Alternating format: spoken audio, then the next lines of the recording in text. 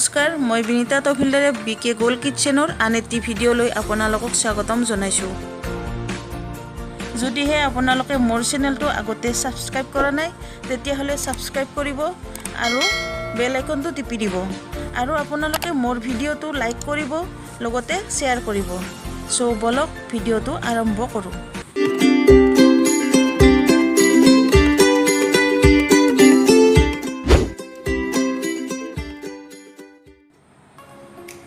আজি মই কচুৰি বনাম। তাৰ কাৰণে মই প্ৰথমতে এটা কেৰাহীত ৰিফাইন তেল গৰম হ'ব দিছোঁ। এতিয়া 1 চামুচ জিৰা পাউডাৰ দিলোঁ, তাৰপিছত ধনিয়া পাউডাৰ দিলোঁ 1 চামুচ, এয়া ক'লা নিমখ দিছোঁ 1 চামুচ, হালধি আধা চামুচ, চাট মছলা আধা চামুচ, গৰম মছলা আধা চামুচ, জলকীয়াৰ গুড়ি, এয়া কচুৰি মেথি দিছোঁ 1 চামুচ, এইটো মুগ দাল দিছোঁ। এইটো মই পানীত 1 ঘণ্টামান তিয়াই থৈ তাৰপিছত মই মিক্সিত মাৰিছোঁ, কিন্তু এইটো সম্পূৰ্ণ মিহি কৰিব নালাগে। এতিয়া মই ভাজি থোৱা বেচন ডাঙৰ চামুচেৰে 1 চামুচ দিছোঁ, এয়া খোৱা ছ'ডা, এইটো নিমখ অলপমান নিমখ দিছোঁ, আগতে দিছিলোঁ ক'লা নিমখ। এতিয়া গোটেইখিনি মই একবাৰ ভালদৰে মিক্স কৰিছোঁ আৰু অলপ সময় ভাজি লৈছোঁ।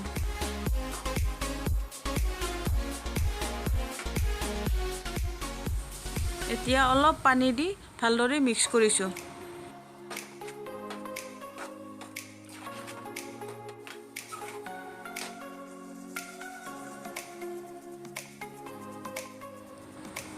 এতিয়া মই ময়দা লৈছোঁ, ইয়াত নিমখ দিলোঁ আধা চামুচ, এয়া কালজিৰা দিছোঁ আৰু এইখিনি ভালদৰে মই মিহলি কৰিছোঁ।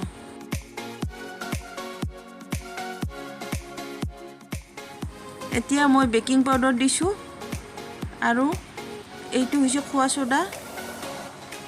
এইখিনি আৰু এবাৰ ভালদৰে মিহলি কৰিছোঁ। এতিয়া মই ময়দাখিনিৰ মাজত এটা ঘোল বনাই লৈছোঁ, এয়া ৰিফাইন তেল দিলোঁ। এইখিনি মই এতিয়া ভালদৰে মিহলি কৰিম।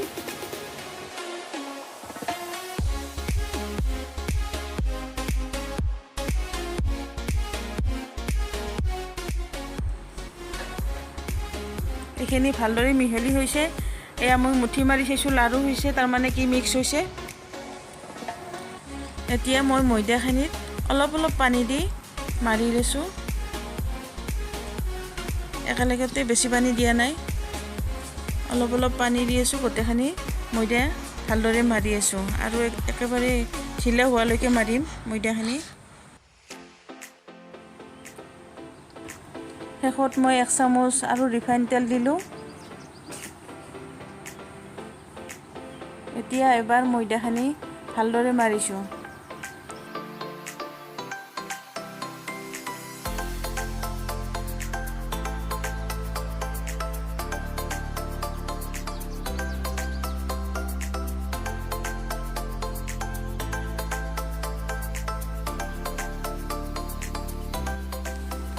এতিয়া ময়দাখিনি ৰেডি হৈছে। এখন কটন কাপোৰ তিয়াই লৈ ভালদৰে ইয়াক ঢাকি ৰাখিছোঁ মই।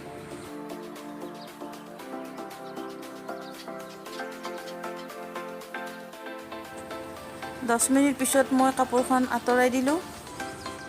এয়া চাওক, বহুত ধুনীয়া হৈছে। এতিয়া মই ইয়াৰ এই লাৰু বনাইছোঁ, সৰু সৰুকৈ বনাইছোঁ। প্ৰথমতে কেইটামান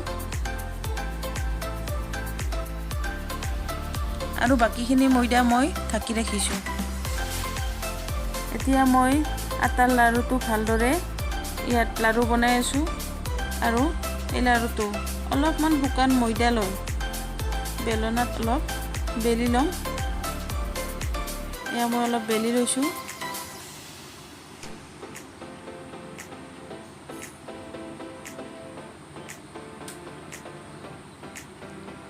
এইটো হৈ গৈছে, বেছি ডাঙৰ নকৰোঁ।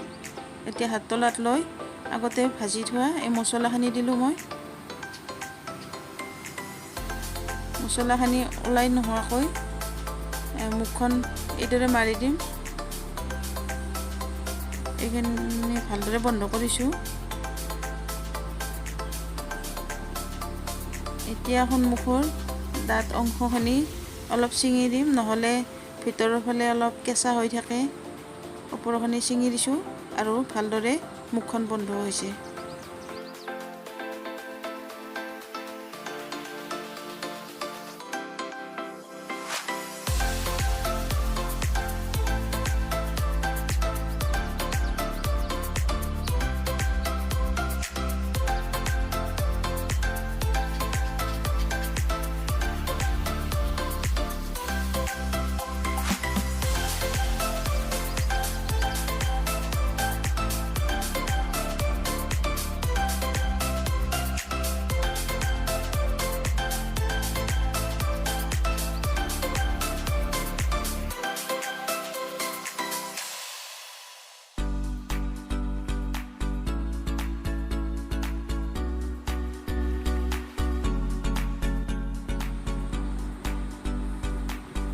এইকেইটা মোৰ বনাই লোৱা হ'ল। এতিয়া কেৰাহী এটা উঠাই দিলোঁ। কেৰাহী গৰম হৈছে। ইয়াত মই ৰিফাইন তেল দিছোঁ। কচুৰিখিনি ফ্ৰাই কৰিম ইয়াত এতিয়া। আৰু গেছটো অলপ তেলটো গৰম হোৱাৰ পিছত গেছটো অলপ চিমত ৰাখিম। এয়া কচুৰি দিছোঁ। ধুনীয়াকৈ তেলটো গৰম হৈছে, কিন্তু ইয়াত গেছটো বেছিকৈ দিব নালাগে, চিমতে ৰাখিব লাগে হোৱালৈকে। এয়া লাৰি দিছোঁ মই। এইটো হৈছে, এই পিছ চাইডটো দেখুৱাইছোঁ ব্ৰাউন হৈছে। ঠিক এইদৰে ঠিক 10-15 মিনিটমান সময় লাগে, যিহেতু চিমত ভাজিম। এইখিনি হৈছে, ধুনীয়া হৈছে। এইখিনি এতিয়া মই কাঢ়ি ৰাখিছোঁ।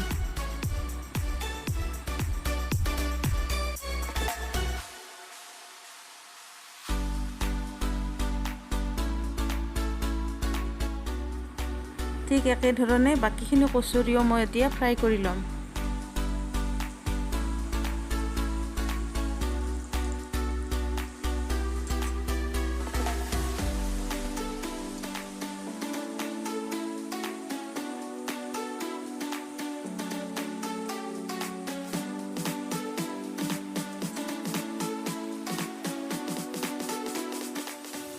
এতিয়া মোৰ কচুৰিকেইটা সম্পূৰ্ণ ৰেডি হৈছে। আৰু মই ইয়াত টমেটো চচ দিছোঁ আৰু এইটো ঘৰত বনোৱা গ্ৰীণ চাটনি দিছোঁ। গতিকে আপোনালোকেও মোৰ দৰে মোৰ ষ্টাইলত কচুৰি বনাই চাব পাৰে।